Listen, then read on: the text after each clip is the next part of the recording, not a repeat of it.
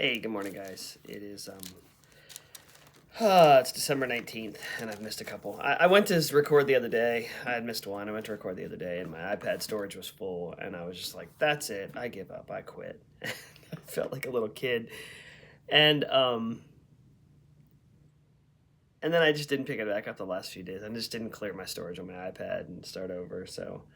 I remember, and I've said this many times, there's a lot of things in life that taught me resilience, but none more than um, running a marathon and then walking with Ben a couple years ago and getting shin splints and having to press through every day while literally dealing with pain that made me want to cry.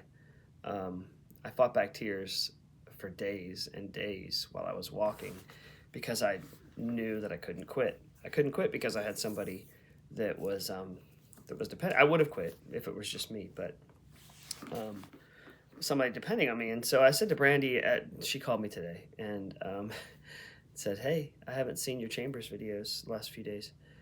And I was like, no one watches them. And I know she's a pest. And thank God for my wife who pesters me. So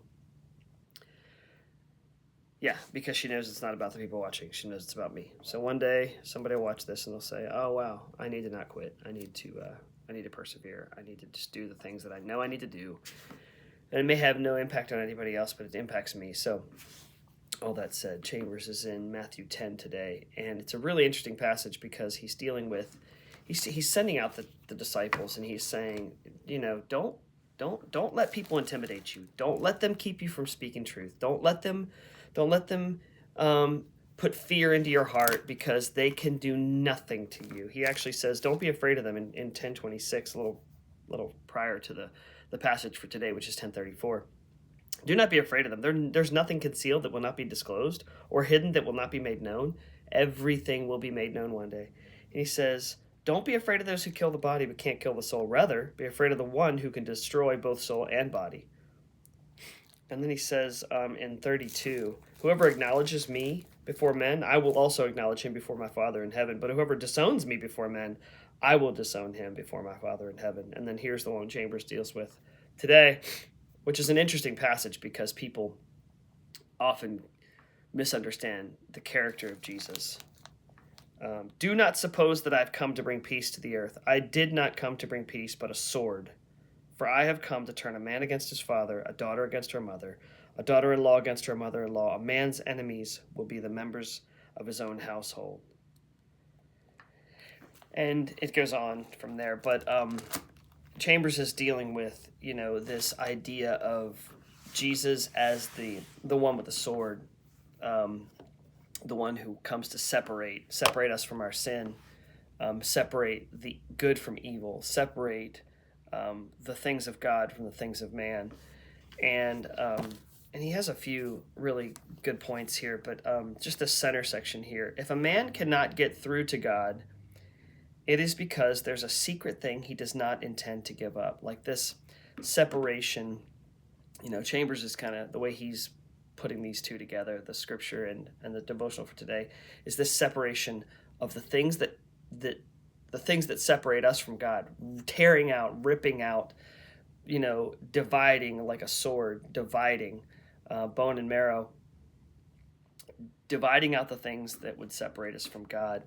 And he says, if we feel like there's something between us and God, it's that secret thing I don't intend to give up, but God knows that he's going to cut it out. It's going to be painful. It's going to be harsh. He, in the voice of the person speaking back against this, Chambers says, I will admit I have done wrong, but I no more intend to give up that thing than to fly. I admit that there's something I know that separates me from God, but I'm just not willing to give it up. And then he says it's impossible to deal sympathetically with a case like that. We have to get right deep down to the root until there is antagonism. You see something in someone's life, and you know for a fact that in my life, if it's your own life, then keep pressing and picking at yourself. Toby, stop that. Toby, deal with that. or somebody else. There's this antagonism that gets to the point where it's, you're pulling out, like Jesus did in the temple, you're pulling out a whip and you're beating it.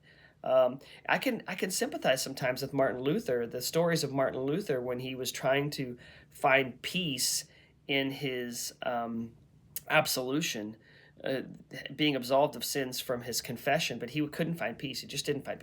Couldn't understand grace, and he would beat himself. He would beat himself. He would flog himself, and sometimes, I think that's what Chambers is getting. We have to antagonize, maybe not physically, but antagonize that part of ourselves that would hide something deep down. Um, it says, people want the blessing of God, but they will not stand the thing that goes straight to the quick. So, anyway, back to my original point. Sometimes the things that we have to do hurt. The painful things are most often the most fruitful, the most beneficial, the most rewarding. Um, I wouldn't say often.